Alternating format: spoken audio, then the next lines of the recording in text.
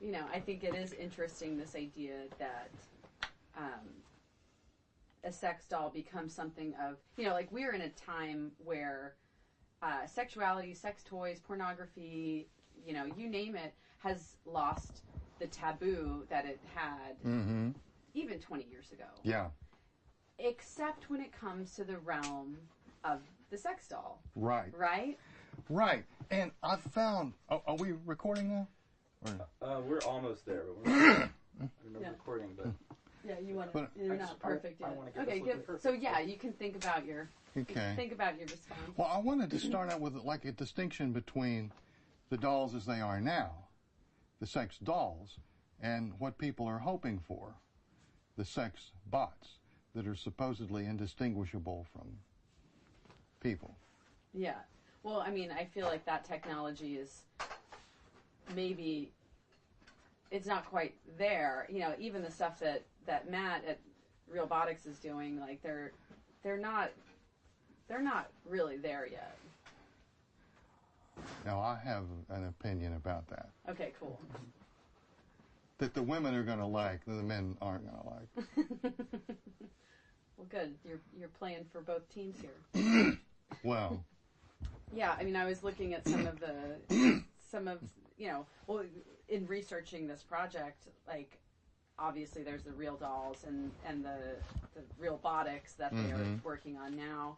And there's the guy in Spain who has the doll that has, like, you know, is like, you know, will have an orgasm at the same time as the partner.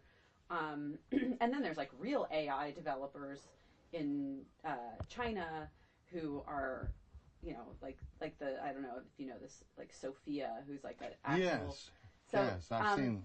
I mean, like, so that's, I guess, an interesting distinction is like, you know, at what point is it like, you know, like, is that something that you would want? Is that something that is like the step, like the upgrade essentially from the taffy version? Or like, what are your thoughts there?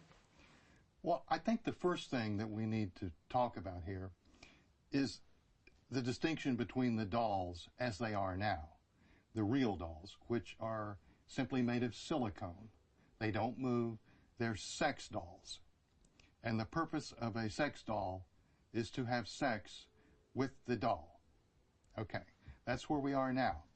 People are attempting, God bless them, are attempting to create sex bots or sex robots that can move, that can speak, that can interact with you, and will be supposedly indistinguishable one day from another human being. To me, if you want a sex robot that's completely indistinguishable from a human being, go to the convenience store up the street.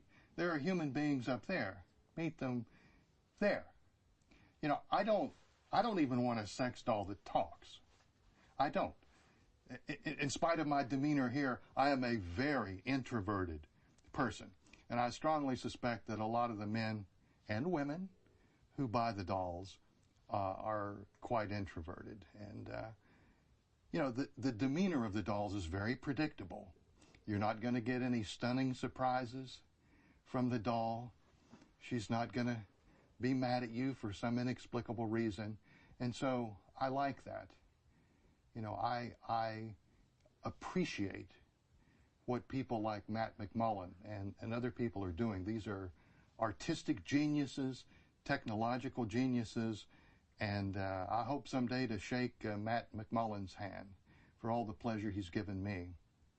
However, let's try not to kill the man.